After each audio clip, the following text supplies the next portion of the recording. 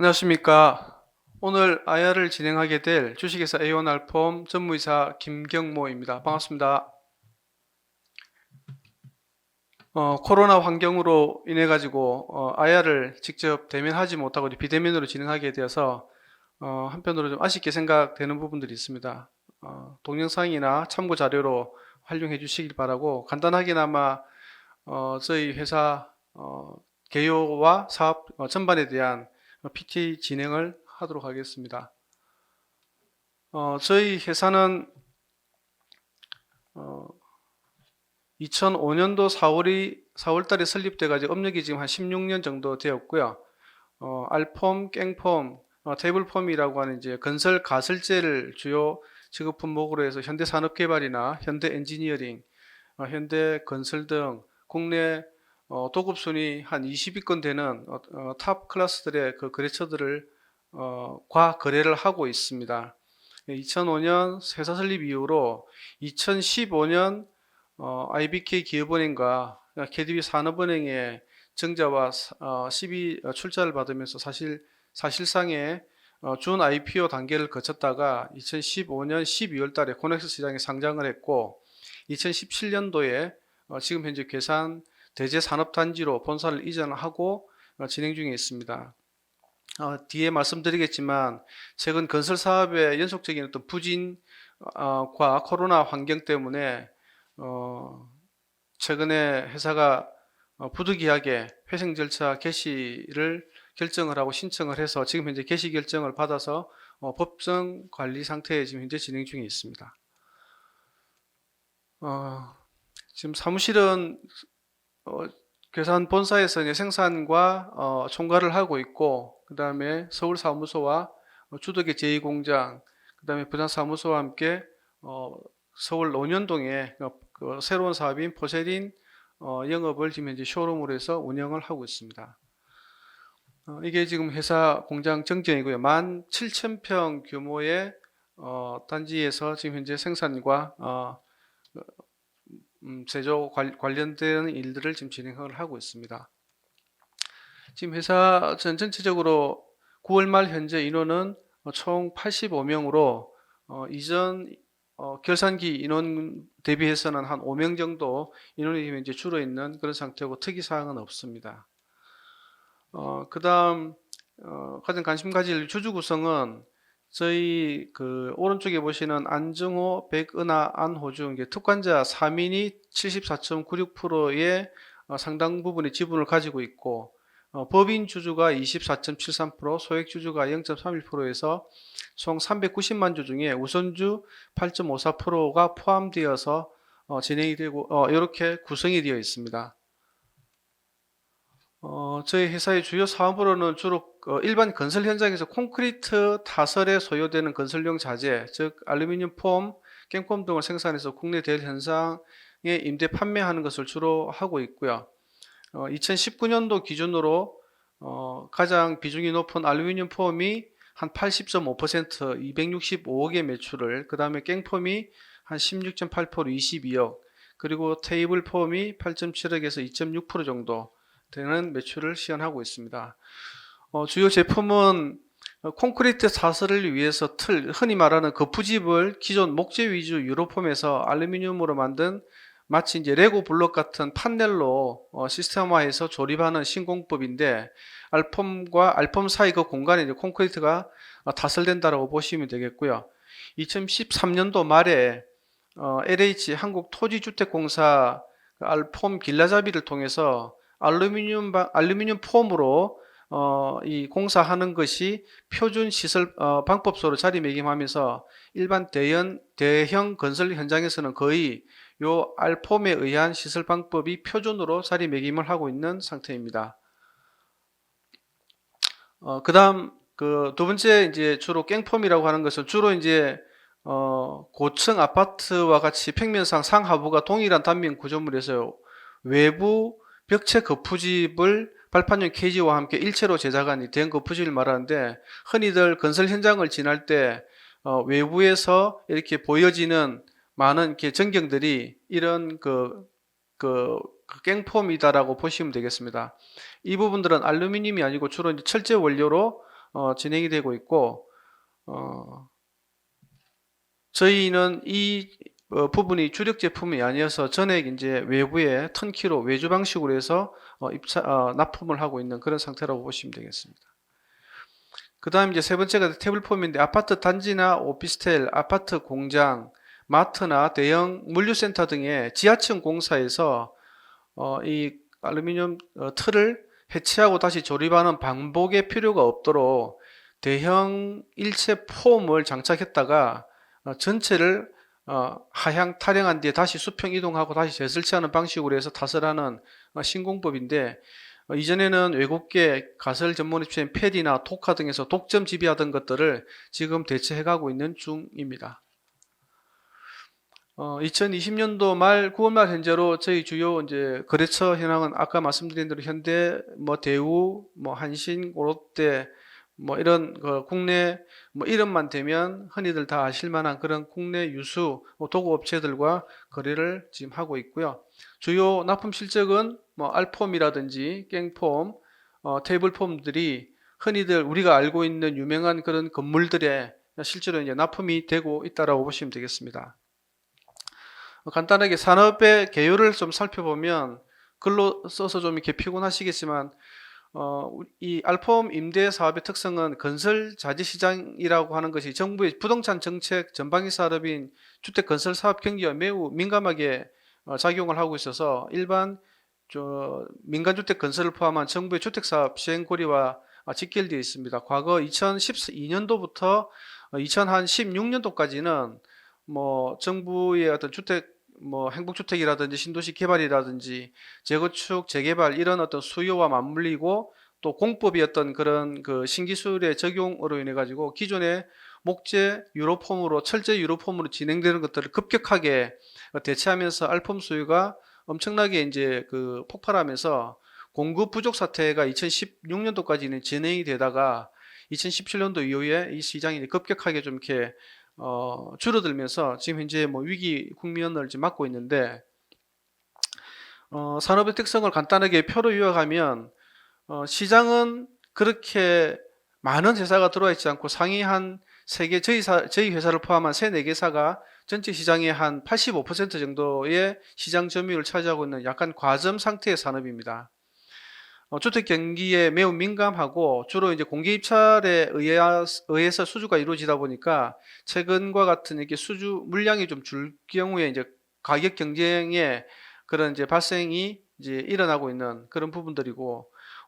초기 생산 설비에 관련되는 그 자본 투자가 필수적으로 좀 요해지는 산업이다 보니까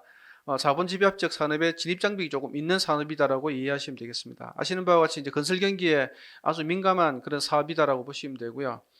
흔히들 이제 저희 알폼의 전방 산업이라고 하는 것들은 아시다시피 이제 아파트나 주택 이런 것들 이제 건설 시공하는 업체가 이제 저희 전방 산업이 되겠고,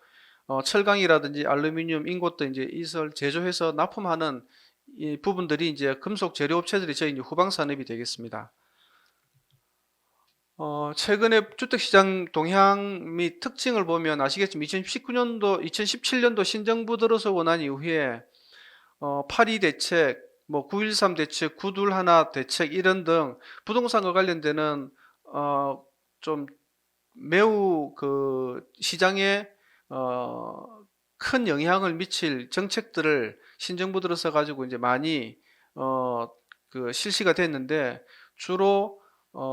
부동산 규제에 집중되어 있는 그런 정책들이 많이 좀 펼쳐졌습니다. 그러다 보니 이 사업과 관련해서 이제 인허가라든지 준공이라든지 분양이라든지 어떤 수준들을 보면 과거 대비해 가지고 급격하게 감소하고 있는 그런 그 추세들을 갖다 보실 수가 있고요. 그 다음에 2020년도 금년도 이제 주택 시장을 한국건설산업연구원에서 전망한 것으로 보면, 공급 측면에서 보면 경기 하강으로 착공이 줄고 사업 기간이 길어져서 현재 지방을 중심으로 미분양 신축 주택이 많아지고 있고, 금융 상황도 사실 많이 좀 좋아지지 않아 가지고 이 전체 시장이 약간 위축되어 있는 그런 부분이라고 보시면 되겠습니다. 이것을 간단하게 좀 쉽게 표로 좀 이렇게 보시면, 주택 부동산의 인허가나 분양의 어떤 그 물량을 보면 고점이었던 2015년도 68만 8천호 가구 정도의 인허가 사항이 지금 2019년도에 38만 호에서 2020년도에는 34만 호 정도, 거의 절반 수준으로 인허가 물량이 줄어 있고, 분양 물량도 2015년도 고점 대비해 가지고 거의 한 절반 정도 수준에 밖에 이르지 못하고 있는 것이 이 지금 현재 주택 부동산 시장이 얼마나 어려운지를 이제 보여주고 있는 그런 부분들이 아닌가 생각이 됩니다. 그 어떤 결과물에 저희를 포함한 동업계의 어떤 실적을 보시면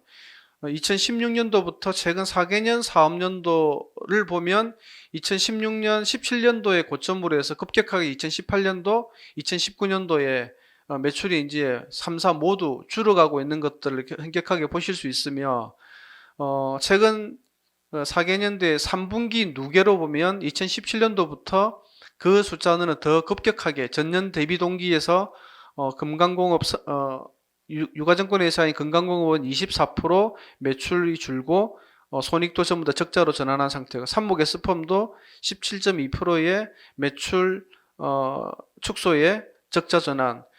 저희는 3분기 기준으로는 그나마 매출은 유지를 하고 있으나 손익 측면에서는 적자를 계속 면치 못하고 있는, 그래서 동업계의 선두권이라고 하는 3사가 모두들 이렇게 손익도 매출도 힘든 지금 현재 상황을 지금 겪고 있는 중입니다. 최근 3개년 시장 점유율을 잠깐 각 3사가 최근 사업 보고서에 공시한 자료를 바탕으로 해서 잠깐 이렇게 표를 보여드리면, 2017년도부터 전체 마켓시어는 그 선두권인 삼목에스폼과 금강공업이 거의 비슷하게 35%에서 40% 상간을 유지를 하고 있고, 저희와 현대알루미늄이 과거에 9%, 6% 정도로 반대로 되어 있었다가 지금은 이제 저희 회사가 한 9%, 현대알루미늄이 한 6% 정도 되는 것으로 그 3사가 이제 사업 보고서에 대충 이 정도 마켓시어를 예측을 하고 있습니다. 크레탑에서 제공하고 있는 전년도 2019년도 기말 기준 3사의 현황과 실적 비교를 간단하게 보면, 제일 밑에 보면은 뭐 매출액 증가율이라든지 그다음에 영업이익률이라든지 이런 부분들로 보면 이게 많이 업황이 좀 안 좋아지고 있는 부분들을 갖다 보실 수 있을 것 같습니다. 간단하게 이제 저희 회사 앞서 간단하게 개괄적으로 봤던 부분들을 이제 도표로 잠깐 설명을 드리면, 2017년도 405억의 매출에 영업이익 89억, 당기순이익 46억을 시현했던 2년 전에서 작년 매출액은 329억, 영업이익은 12억, 십수년 만에 이제 당기순 손실을 이제 13억을 결국에는 달성하면서 이제 결산을 마감하게 됐고, 금년 반기, 금년 3, 4분기 또 2020년도도 상당히 좀 어려운 실적이 예상되고 있는 부분입니다. 간략하게 저희가 이제 공시했던 2009년도 반기 사업 반기 기업 검토 보고에 공시했던 자료를 바탕으로 해서 과거 3개년과 금년 반기에 요약 재무제표를 일단 정리를 해봤습니다. 자산 뭐 규모라든지 부채 규모라든지 크게 특이사항은 없고, 당기순이익만 조금 줄어 있어서 자본 총계가 조금 줄어 있는 그런 부분들을 보실 수 있고요. 손익계산서는 매출액은 전년 대비 160억에 전년 반기 160억에 금년 150억이라 매출액은 큰 차이가 없습니다만, 결과적으로 중간 뭐 유형자산 처분과 관련되는 이런 부분들, 영업적인 어떤 그런 재무 효과 때문에 결국에는 법인세 차감 전 최종 당기 순이익이 작년 반기 25억, 당기 순 손실에서 금년에는 좀 더 확대돼 가지고 32억 8,900으로 결산해서 자체 결산해 가지고 공시했던 그런 자료입니다. 아까 제가 모두에 말씀드렸지만, 저희 이제 회사는 2015년 12월 달에 이제 코넥스에 상장을 했고, 작년 약 1년 전 2019년도 11월 달에 6,680원의 최저 주가를 이루고, 금년 6월 8일에 19,600원 최고 주가를 달성을 하고 난 이후에 저희가 2020년 9월 24일자로 회생 신청을 하면서 조건 매매 거래 중지 지금 현재 상태에 지금 현재 있습니다. 화면을 제가 못 넘겼네요. 죄송합니다. 예. 그래서 지금 현재 뭐 주식이나 뭐 사업이나 이런 부분들에 대한 뭐 설명을 좀 차분하게 좀 드릴 그 상황보다는 오히려 이후에 회사가 그 기업 회생과 관련해 가지고 어떤 일정으로 진행될 것인지 하는 부분들을 갖다 설명을 드리는 게 오히려 좀 나을 것 같아 가지고 마지막 저희 회생 절차 관련한 일정만 안내를 해 드리면서 간략하게 오늘 IR 자료를 마치도록 하겠습니다. 저희가 9월 24일 날 회생 절차 개시 신청을 해서 9월 29일 날 추석 연휴 직전에 저희 이제 채권 보존 처분과 포괄적 금지 명령을 법원으로부터 받고 약 한 3주 정도에 걸쳐 가지고 10월 19일 날 수원지방법원으로부터 회생 절차 개시 결정을 최종적으로 이제 받았습니다. 최근까지 이제 11월 2일까지 채권자 목록 신고가 어제 11월 17일 날 채권자 신고가 이제 마쳐졌고 이후 11월 23일 다음 주부터 3일 회계 법인이 이제 조사위원으로 내정이 되었는데 조사위원회 재무실사 및 조정이 있고 12월 2일까지 저희가 이제 시부인표를 조사해서 법원에 이제 신고를 하면 12월 18일 날 최종적으로 개시결정일 기준 조사보고서 대차 대조표와 재산 목록이 제출될 예정이며 1월 4일 날 관계인 통지를 하고 난 이후 이 12월 18일 날 조사보고서의 재무제표의 숫자를 가지고 2021년 내년 1월 17일 날 회생계획안을 법원에 제출을 하게 됩니다. 지금 이 일정까지가 이제 법상으로 예정되어 있는 일정이고 이후 약 한 달 내지 2달 정도가 지나면 채권자들의 동의를 받아서 회생계획안 인가를 신청을 할 것이고 그 뒤로 2개월에서 한 6개월 정도의 시간이 지나면 회생 절차 종결 신청을 지금 계획하고 있습니다. 저희 회사는 다른 일반 그 회생 그 신청 케이스와 좀 달라가지고 지금 현재 아직도 자산이 그 부채보다 훨씬 더 많은 부채 초과가 아닌 자산 초과인 상태에서 단기적인 유동성의 문제 때문에 지금 현재 회생 신청을 했기 때문에 이후 회생 계획이라든지 그 다음에 채권자들의 동의를 받는 부분들도 무난하게 진행이 되어서 회사의 계획한 대로 일정이 이끌어지지 않을까 이 정도 예상을 하고 있습니다. 좀 더 자세하고 궁금한 그 부분에 대한 질문이 있으시면 저희 공시자료에 나와 있는 문의 전화로 전화 주시면 상세하게 좀 더 자세한 말씀을 안내 드리도록 하고 이것으로 간단하게나마 2020년도 하반기 저희 기업 설명회를 마치도록 하겠습니다. 예, 감사합니다.